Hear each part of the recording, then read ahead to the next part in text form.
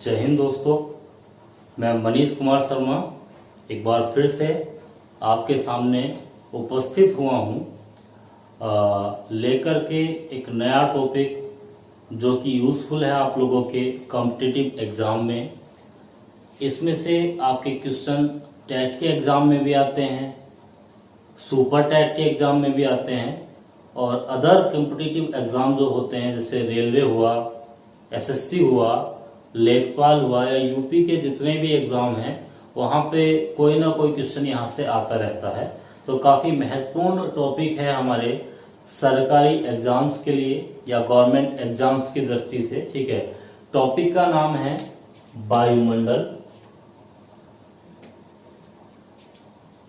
वायुमंडल इंग्लिश में से एटमॉस्फेयर बोलते हैं।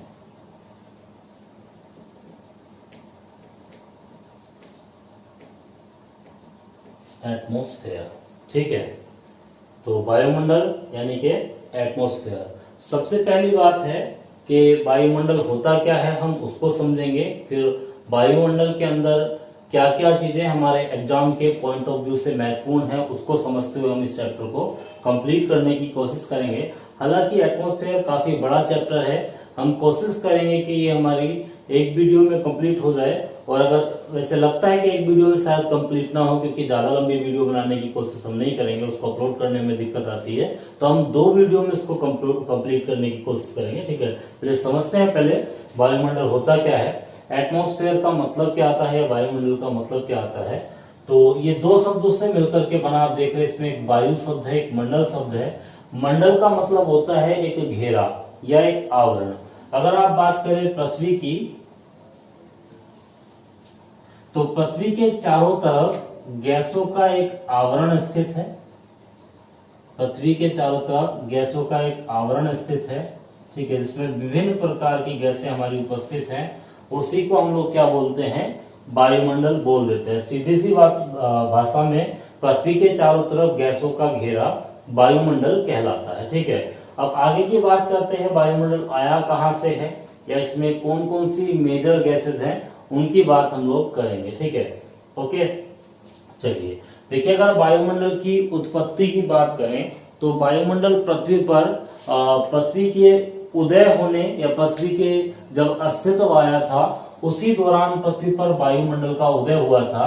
और पृथ्वी पर अगर बात करें वायुमंडल की, तो ये वायुमंडल सारा का सारा पृथ्वी का अपना है, कहीं भी बाहर से इसमें कुछ नहीं आया है। ठीक है, ठीक। तो वायुमंडल की बात करेंगे कि इसमें कहां से, मतलब इसकी उत्पत्ति कैसे हुई है, तो हम लोग वायुमंडल की उत्पत्ति को समझने से पहले हम लोग एक बार पृथ्वी की उत्पत्ति को जानने की कोशिश करेंगे। ठीक है,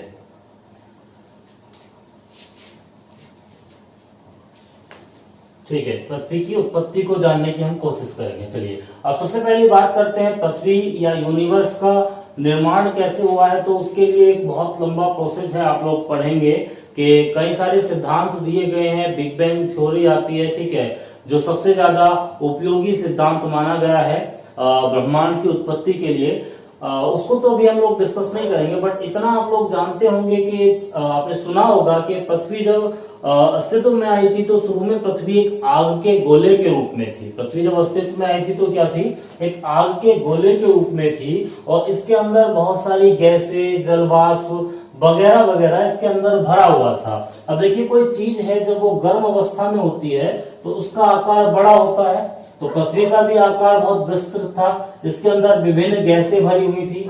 अब धीरे धीरे इसके ताप में कमी आएगी, ताप में कमी आएगी, और जब इसका ताप कम होगा तो पृथ्वी क्या करेगी, पृथ्वी सिकुड़ेगी, अपने आकार को क्या करेगी, सिकुड़ेगी, सिकुड़ेगी। ठीक है, जब ये अपने आकार को छोटा करेगी तो क्या होगा कि इसके अंदर की जो गैसें हैं वो गैसें बाहर आने की कोशिश करेंगी। ठीक है, और जब गैसें बाहर आएंगी तो तीव्र विस्फोट होगा, विस्फोट के साथ वो गैसें इस तरीके से कुछ बाहर आएंगी। ठीक है, इसी विस्फोट को क्या बोला गया, इसी विस्फोट को बोला गया ज्वालामुखी विस्फोट। ज्वालामुखी विस्फोट यानी कि पृथ्वी की उत्पत्ति के समय पृथ्वी पर बहुत ज्यादा मात्रा में ज्वालामुखी क्रिया हुई, और आप सभी पढ़ेंगे आगे चैप्टर में कि ज्वालामुखी क्रिया में सबसे पहले जो गैस निकलती है या सबसे अधिक मात्रा में जो गैस निकलती है उसको जलवाष्प कहते हैं। ठीक है, जलवाष्प के अलावा और भी गैसें निकलती हैं, कार्बन डाइऑक्साइड गैस निकलती है, ठीक है, नाइट्रोजन गैस निकलती है, बहुत सारी गैसें निकलती हैं, पढ़ेंगे हम चैप्टर में। ठीक है, तो जलवाष्प इसमें जब निकली, ठीक है, जलवाष्प निकली तो वो आसमान में पहुंचेगी, और आसमान में पहुंच करके किस तरीके से जलवाष्प आसमान में पहुंची, ठीक है, पृथ्वी का ग्रेविटेशनल फोर्स भी होगा, ठीक है, ग्रेविटेशन या गुरुत्वाकर्षण बल के कारण ये जलवाष्प इसके गुरुत्वाकर्षण बल को क्रॉस करके अंतरिक्ष में नहीं जा पाएगी, इसके आसपास ही रुक जाएगी। उसके बाद धीरे धीरे जलवाष्प ठंडी होगी, प्रोसेस होगा संघनन का। संघनन की क्रिया के बाद हमारे वायुमंडल में वर्षा की बूंदें बनी, और वर्षा की बूंदों से पृथ्वी के ऊपर वर्षा होनी शुरू हुई। ठीक है, तो लंबे समय तक पृथ्वी पर क्या होती रही, वर्षा वाला सीजन या काल चलता रहा, जिससे ज्वालामुखी क्रिया में जो गड्ढे बने थे, विस्फोट से जो गड्ढे बने थे, उन गड्ढों को हम लोग बोलते हैं क्या, क्रेटर। और जो क्रेटर बने उनमें यह पानी भरा, इससे हमारे यहाँ पे समुद्रों का निर्माण हुआ या सागरों का निर्माण हुआ, पृथ्वी पर सागरों का निर्माण हुआ। ठीक है, तो इस तरीके से पृथ्वी के वायुमंडल में पहले जलवाष्प पहुंची, जलवाष्प के अलावा नाइट्रोजन गैस, ठीक है, कार्बन डाइऑक्साइड गैस, ये सारी गैसें वहां पे पहुंची। अच्छा, एक चीज और है, आप लोग जब पढ़ेंगे ब्रह्मांड की उत्पत्ति, तो बहुत सारे विद्वानों ने ब्रह्मांड की उत्पत्ति के क्रम में ये बताया है कि शुरुआत में ये पिंड ब्रह्मांड में उपस्थित नहीं थे, बल्कि इनकी जगह कुछ बादल या गैसों के बादल अंतरिक्ष में पाए गए थे, जिन्हें या पाए जाते थे, जिन्हें निहारिका बोला जाता था। निहारिका या इन्हीं को नेबुला बोला गया है। और ये बादल जो थे इसमें मोस्टली या ज्यादातर हाइड्रोजन गैस के बादल माने गए थे, और इन्हीं के मिलने से हीलियम गैस का निर्माण हुआ था। हाइड्रोजन गैस के बादलों के मिलने से हीलियम गैस का निर्माण हुआ था, और इस प्रोसेस में बड़ी मात्रा में ऊर्जा निकली थी। ठीक है, तारों के अंदर भी यही प्रोसेस चलता है, हाइड्रोजन के एटम मिलते हैं और हीलियम के एटम में बदल जाते हैं, और इस मात्रा में, इस रिएक्शन में अत्यधिक मात्रा में ऊर्जा निकलती है, जिसको आप प्रकाश के रूप में देखते हैं, प्रकाश ऊर्जा के रूप में देखते हैं। ठीक है, तो शुरुआत में जब ब्रह्मांड बन रहा था तो दो गैसें तो हमारे ब्रह्मांड में पहले से ही थी। ठीक है, दो गैसें तो हमारे ब्रह्मांड में पहले से ही थी, एक तो हाइड्रोजन और हीलियम। अब पृथ्वी की उत्पत्ति के दौरान, ये पृथ्वी के वायुमंडल में होगी, पक्की बात है, हाइड्रोजन हीलियम। अब जब पृथ्वी की उत्पत्ति होगी तो उसमें हाइड्रोजन हीलियम के बाद दूसरी गैस कौन सी आएगी, फिर जलवाष्प आएगी। ठीक है, जलवाष्प हमारी पृथ्वी पर आज भी काफी बड़ा रोल निभाती है, देखेंगे उसको। इसको पृथ्वी का कंबल करके बोलते हैं, समझेंगे क्यों। जलवाष्प के बाद फिर कौन सी गैस निकली, फिर निकली कार्बन डाइऑक्साइड, फिर आपकी नाइट्रोजन गैस आई। ठीक है, उसके अलावा फिर बहुत बाद में जब पृथ्वी पर जीवन का उद्भव हो चुका था सागरों के अंदर, तब पृथ्वी पर ऑक्सीजन गैस का उद्भव हुआ। ऑक्सीजन गैस जो आई है पृथ्वी पर, वो साइनोबैक्टीरिया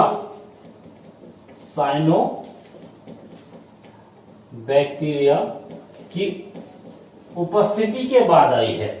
साइनोबैक्टीरिया जब पृथ्वी पर आ गए तो उन्होंने कुछ अभिक्रिया किया, कुछ क्रियाएं की, जिससे ऑक्सीजन का उद्भव हुआ। ठीक है, बायोलॉजी में आपको पढ़ने को मिलेगा। ठीक है, इस तरीके से साइनोबैक्टीरिया के उद्भव के बाद, उत्पत्ति के बाद पृथ्वी पर ऑक्सीजन की उत्पत्ति हुई। ठीक है, तो कुछ इस तरीके से पृथ्वी का वायुमंडल जो है वो बनकर के तैयार हुआ है। ठीक है, सारा का सारा वायुमंडल में बताया वो पृथ्वी का अपना है। इस प्रोसेस को क्या बोलते हैं, जिससे पृथ्वी का वायुमंडल बना है, इस प्रोसेस को हम बोलते हैं डीगैसिंग प्रोसेस। ठीक है, यानी कि ये गैसें कहां से निकली हैं, पृथ्वी के अंदर से निकली हैं, तो इसको डीगैसिंग प्रोसेस बोलते हैं, जिससे पृथ्वी का वायुमंडल बना है। ठीक है, तो ये तो बात हुई पृथ्वी के वायुमंडल के बनने की, कैसे पृथ्वी का वायुमंडल बना है। अब पृथ्वी के वायुमंडल में कौन कौन सी मेजर गैसेस हैं, उनके बारे में हम थोड़ा बात कर लेते हैं। ठीक है, तो पृथ्वी के वायुमंडल में जो मेजर गैसेस हैं उनका प्रतिशतता भी देख लेंगे।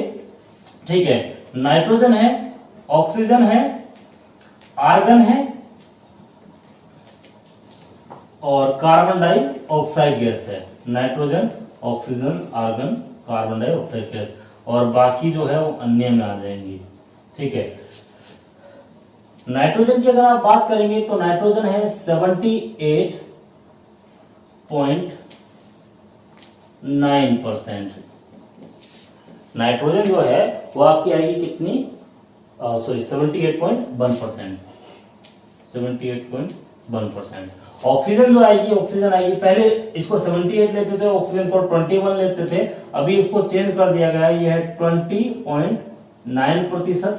21 से 20.9 कर दिया, ये 78 से 78.1 कर दिया। और आर्गन की अगर आप बात करेंगे तो ये आता है तीसरी मेजर गैस है 0.93%।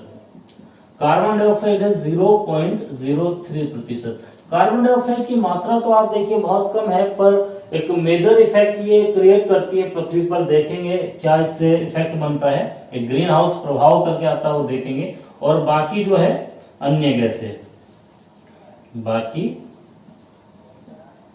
अन्य गैसें, ठीक है। तो इस तरीके से 4 मेजर गैसें हैं, nitrogen, oxygen, argon, carbon dioxide और अन्य गैसें। ठीक है, अच्छा एक चीज और समझिए, हमारा जो वायुमंडल है, वायुमंडल में केवल गैसें नहीं है, क्या क्या चीजें वो समझते हैं। वायुमंडल में गैसें भी हैं, वायुमंडल में गैसें हैं, वायुमंडल में जलवाष्प भी आपको मिलेगी। ठीक है, गैसें हैं, जलवाष्प हैं, और वायुमंडल में आपको मिलेंगे धूल के कण।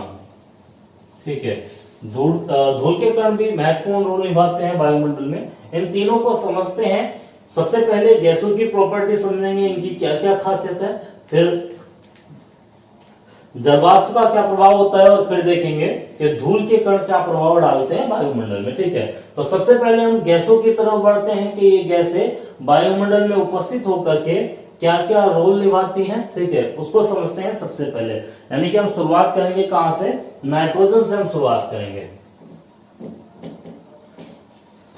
ठीक है, सबसे पहले हम शुरुआत करेंगे नाइट्रोजन। ठीक, नाइट्रोजन जिसकी मात्रा वायुमंडल में सबसे ज्यादा होती है। नाइट्रोजन की अगर आप बात करेंगे, वायुमंडल में सबसे ज्यादा मात्रा में ये हमारे उपस्थित रहती है। उसके अलावा देखिए श्वसन क्रिया में तो भाग लेती नहीं है, श्वसन क्रिया में तो ये भाग नहीं लेती है। ठीक है, यानी कि अगर आप देखें, हम लोग जो सांस लेते हैं, सांस लेते समय अगर हम लोग देखें कि हमारे अंदर नाइट्रोजन की इतनी मात्रा जाती होगी। अगर हम मान लीजिए 100% कोई गैस ले रहे हैं अंदर, या 100% जब हम सांस लेते हैं तो उसका इतना नाइट्रोजन जाती होगी, इतना हिस्सा ऑक्सीजन, इतना हिस्सा आर्गन और इतना हिस्सा कार्बन डाइऑक्साइड का हमारे अंदर पहुंचता होगा। बट अगर हम लोग बात करें कि जब हम सांस बाहर निकालते हैं तब क्या है, जब हम सांस बाहर निकालते हैं तो तब क्या है, मान लीजिए आप सांस छोड़ रहे हैं, वो अंदर लिया था आपने सांस, अब छोड़ रहे हैं, तो सांस छोड़ते समय नाइट्रोजन जितनी आपने ग्रहण की थी उतनी आपकी वो बाहर निकल जाएगी, 78.1। ठीक है, ऑक्सीजन की अगर आप बात करेंगे तो ऑक्सीजन जो है, ऑक्सीजन आपने अगर मान लीजिए 20.9% ली है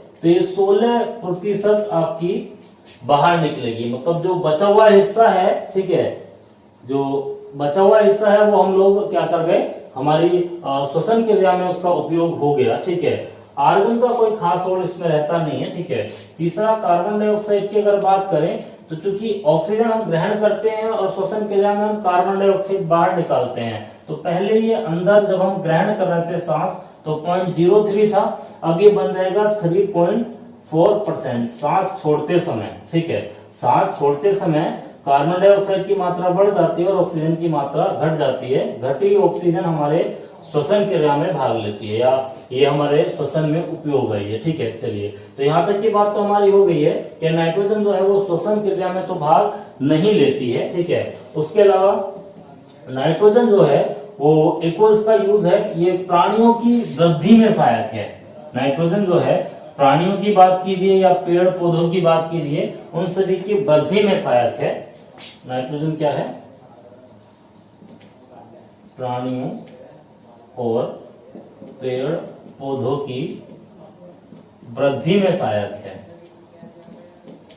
ठीक है, पेड़ पौधों की वृद्धि में सहायक है। ठीक, अगर आप बात करें कि एक बच्चा छोटा सा जन्म लेता है, एज के साथ साथ उसके शरीर में परिवर्तन आते हैं, तो वो किस वजह से है? नाइट्रोजन की वजह से। जहां पर नाइट्रोजन नहीं होगी या स्पेस में नाइट्रोजन नहीं होती, तो आप देखिए स्पेस में आपकी बॉडी में परिवर्तन भी नहीं आते, बॉडी या शरीर का वृद्धि भी नहीं होती। ठीक है, उसके अलावा नाइट्रोजन क्या करती है? नाइट्रोजन क्योंकि वायुमंडल में सबसे ज्यादा है, इसी कारण हमें यह वायु दाब का अनुभव कराती है, वायु दाब का अनुभव कराती है। ठीक है, वायु दाब का अनुभव कैसे? कि अगर हमारे पीछे फैन चल रहा हो तो हमें एहसास होता है कि पीछे से हवा चल रही है, हवा को फ्लो हो रहा है, तो उसी को हम बोलते हैं क्या? ये वायु दाब। ठीक है, तो ये इतने सारे काम के लिए हमारे यूजफुल है। ठीक है, श्वसन क्रिया में तो भाग नहीं लेती, वृद्धि में सहायक है और वायु दाब का अनुभव कराती है। परसेंटेज आप लोग पहले देख चुके हैं। ठीक है, अब नाइट्रोजन से आगे चलते हैं, दूसरी मेजर गैस ऑक्सीजन की बात करते हैं। ठीक है, दूसरी मेजर गैस ऑक्सीजन की बात करते हैं। ऑक्सीजन केमिकल फॉर्मूला O2 करके आता है, आप सभी को पता है। ठीक है, 20.9% ये है। सबसे बड़ी बात तो ये श्वसन क्रिया में भाग लेती है। ठीक है, ठीक, श्वसन क्रिया में भाग लेती है। उसके अलावा आग के जलाने में सहायक है।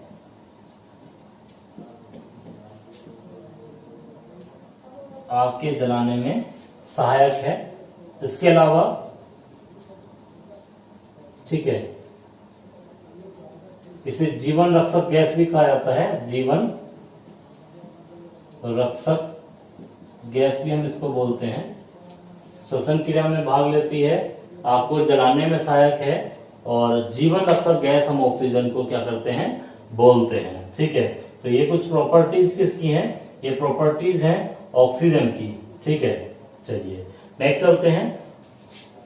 ठीक है, चलिए, ठीक है, ऑक्सीजन के बाद तीसरे नंबर पे हम लोग चलते हैं आर्गन की तरफ। ऑक्सीजन के बाद हम चलते हैं आर्गन की तरफ। अच्छा, एक चीज और है कि ऑक्सीजन की अगर आप देखेंगे, ऑक्सीजन जो वायुमंडल में है ये लगभग 64,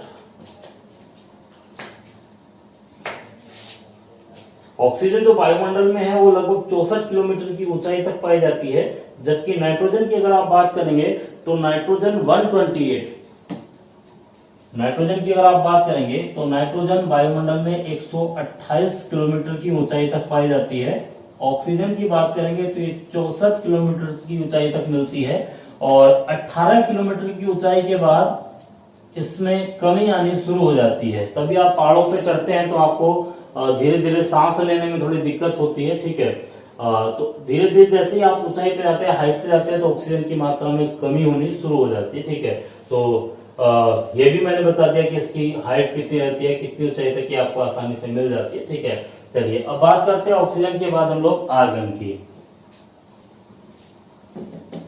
ऑक्सीजन के बाद बात करते हैं हम लोग गैस आर्गन गैस की। आर्गन कोई ज्यादा यूजफुल है नहीं। ठीक है, परसेंटेज है 0.93%। ठीक है, और ये अकेलिय गैस है, बस इसके बारे में इतना ही जानना है, अकेलिय गैस है। ठीक है, उसके अलावा वायुमंडल में कोई ज्यादा इसकी उपयोगिता है नहीं। ठीक है, फिर ऑक्सीजन आर्गन के बाद हम लोग बात करते हैं कार्बन डाइऑक्साइड की। इससे काफी क्वेश्चन बनते हैं कार्बन डाइऑक्साइड से, उसके बारे में समझते हैं। कार्बन डाइऑक्साइड, कार्बन डाइऑक्साइड, ठीक है, कार्बन डाइऑक्साइड। चलिए, CO2 इसका केमिकल फॉर्मूला है। ठीक है, इसकी खासियत क्या है? पहली बात तो ये है कि कार्बन डाइऑक्साइड जो है वो वायुमंडल की सबसे भारी गैस है। कैसी गैस है? सबसे भारी गैस। दूसरा, इसका सबसे बड़ा फायदा ये है कि आग बुझाने में सहायक है, आग बुझाने में। ऑक्सीजन जो था वो आग जलाने में सहायक थी और कार्बन डाइऑक्साइड जो है वो आग बुझाने में सहायक है। ठीक है, उसके अलावा बात करते हैं कार्बन डाइऑक्साइड की। कार्बन डाइऑक्साइड की एक खास प्रॉपर्टी है कि सूर्य के विकिरण को अपने अंदर अवशोषित करके रखती है, जिस कारण पृथ्वी का ताप बनाए रखने में सहायक है। ठीक है, और इसकी मात्रा बढ़ने पर पृथ्वी का ताप बढ़ जाता है, इसकी मात्रा कम होने पर पृथ्वी के ताप में कमी आती है। फिलहाल इसकी मात्रा बढ़ रही है, जिससे पृथ्वी का ताप बढ़ रहा है, और उस प्रक्रिया को हम बोलते हैं क्या, ये ग्रीन हाउस प्रभाव। एक ग्रीन हाउस प्रभाव के लिए जिम्मेदार गैस है, ग्रीन हाउस प्रभाव के लिए जिम्मेदार गैस गैस को कह सकते हैं हाईली एक्टिव गैस। ठीक है, ओके, इसको बोल सकते हैं हाईली एक्टिव गैस। ठीक, नेक्स्ट चले, सबसे भारी आग बुझाने में सहायक ग्रीन हाउस प्रभाव के लिए highly active, HIGH, highly active gas है। ठीक है, नेक्स्ट चले, नेक्स्ट एक और बात करते हैं। अब ग्रीन हाउस इफेक्ट के बारे में थोड़ा सा हम समझ लेते हैं। ठीक है, ठीक, अच्छा, पृथ्वी पर तो इसकी मात्रा 0.03% है, बट शुक्र पे इसकी मात्रा 96% है। अगर आप 0.03 में देखें, पृथ्वी पे इतना बड़ा इफेक्ट आ रहा है कि ग्लेशियर पिघल रहे हैं, क्या कहना चाहिए, पृथ्वी का ताप बढ़ रहा है, तो देखिए वहां 96% है, तो वहां क्या होता होगा, तो पक्की बात है कि वहां पे आप पढ़ते हैं कि सबसे गर्म ग्रह कौन सा है, शुक्र है, या प्रेशर कुकर ग्रह कौन सा है, या प्रति सेकंड ज्वालामुखी जहां पे फटते हैं वो शुक्र ही कहलाता है। तो उसका कारण शुक्र पे कार्बन डाइऑक्साइड की मात्रा का अधिक होना है। चलिए, ठीक है, वो ज्वालामुखी विस्फोट से निकलती है, तो इसलिए वहां पे अधिक हो जाती है। थोड़ा ग्रीन हाउस प्रभाव के बारे में समझते हुए आगे चलते हैं। ठीक है, ग्रीन हाउस प्रभाव क्या होता है, ग्रीन, काफी क्वेश्चन बनते हैं इससे, हाउस प्रभाव, ग्रीन हाउस। ठीक है, देखिए, अगर आप ग्रीन हाउस प्रभाव को समझे तो ये कुछ इस तरीके से है। हम इसको आसान लैंग्वेज में समझने की कोशिश करते हैं। मान लीजिए कि पृथ्वी की सतह है, यहाँ पे घर है, मान लीजिए कोई घर है, ठीक है, और जब कंक्रीट का बना घर है, सूर्य जब चमकता है तो सूर्य का सौर विकिरण जो है वो इस घर पर आकर के पड़ता है, जिस कारण दिन में ये घर क्या हो जाएगा, गर्म हो जाएगा। ठीक है, दिन में ये घर गर्म हो जाएगा और इसके अंदर रहने वाले लोगों को गर्मी महसूस होगी। पर शाम के समय क्या होगा कि सूर्य का विकिरण देखिए, दिन में तो पृथ्वी पर आता है और शाम के समय वो विकिरण वापस अंतरिक्ष में चला जाता है। ठीक है, तो उसको बोलते हैं पार्थिव विकिरण या टेरेस्ट्रियल रेडिएशन। बट चूंकि ये कंक्रीट का बना घर है, तो ये क्या करेगा, ये सूर्य की गर्मी को अपने अंदर सोख करके लंबे समय तक रखेगा, यानी कि पार्थिव विकिरण को एकदम से नहीं जाने देगा, बल्कि होल्ड करके रखेगा। तो इससे क्या होगा कि इस कमरे का तापमान बढ़ेगा और इसके अंदर रहने वाले लोग, उनके लिए भी क्या होगा, तापमान बढ़ता हुआ प्रतीत होगा, उनके लिए मुश्किल, अधिक तापमान का अनुभव होगा। ठीक है, जिससे रहने में प्रॉब्लम आएगी। सेम ऐसी बात है अगर हम लोग इस कमरे की जगह पृथ्वी को समझे। ठीक है, हम लोग पृथ्वी को समझें तो पृथ्वी पे क्या है कि ये तो है आपकी पृथ्वी। अब पृथ्वी पर जो वायुमंडल है, वायुमंडल में कुछ गैसें ऐसी हैं जिन्होंने उपस्थित होकर पृथ्वी के चारों तरफ एक कठोर कवच बना लिया है। कठोर कवच तो नहीं बोलेंगे, कवच टाइप का बना रखा है। ठीक है, अब इस कवच की खासियत क्या है, इस कवच की खासियत ये है कि सूर्य के विकिरण, जिसको हम क्या बोल रहे थे, जिसको हम सौर विकिरण बोल रहे थे, उसको ये दिन में पृथ्वी तक आने दे देता है। ठीक है, उसको आने को, मतलब उसको ये पास होने देता है। बट जब टेरेस्ट्रियल विकिरण, जिसको आप बोलते हैं पार्थिव विकिरण, यहां से शाम के समय जब जाता है, वो पृथ्वी विकिरण छोड़ती है, तो उसको ये रोक लेता है, उसका ये विरोध करता है, उसको ये जाने नहीं देता। तो इससे क्या होगा, इससे पृथ्वी का वातावरण जो है उसका तापमान बढ़ेगा, और इसी तापमान को क्या बोलते हैं, ग्रीन, तापमान बढ़ने को क्या बोलते हैं, इसको तो बोलेंगे ग्रीन हाउस, और तापमान बढ़ने को बोलेंगे ग्रीन हाउस प्रभाव। अब इसमें जिम्मेदार गैसें कौन कौन सी है, इसमें कार्बन डाइऑक्साइड और जल वाष्प, इन दोनों की भूमिका सबसे बड़ी है जल वाष्प। कार्बन डाइऑक्साइड जो है वो मैंने बताया था हाईली एक्टिव है, हाईली एक्टिव। और जल वाष्प जो है, ये अगर क्वेश्चन ये है कि ग्रीन हाउस प्रभाव के लिए हाईली एक्टिव गैस कौन सी है, तो कार्बन डाइऑक्साइड। और अगर क्वेश्चन ये आए कि ग्रीन हाउस प्रभाव के लिए सबसे अधिक मात्रा में जिम्मेदार गैस या ऐसी गैस जो सबसे ज्यादा मात्रा में उपस्थित है और वो ग्रीन हाउस इफेक्ट का कारण बनती है, तो वो जल वाष्प है सबसे अधिक मात्रा में। ठीक है, तो ये आपकी जल वाष्प है। ठीक है, तो यहां से क्वेश्चन आपके बन जाते हैं। ठीक है, ओके, जल वाष्प और कार्बन डाइऑक्साइड। ठीक है, नेक्स्ट चलते हैं आगे। ठीक है, तो ये तो था कार्बन डाइऑक्साइड के बारे में जो मैंने आपको समझाया। ठीक है, अब हमारी सारी के सारी गैसेस तो कंप्लीट हो गई जो मेजर गैसेस थी। अब हम चलते हैं जल वाष्प की तरफ, थोड़ा सा आपको जल वाष्प के बारे में समझा देते हैं। ठीक है,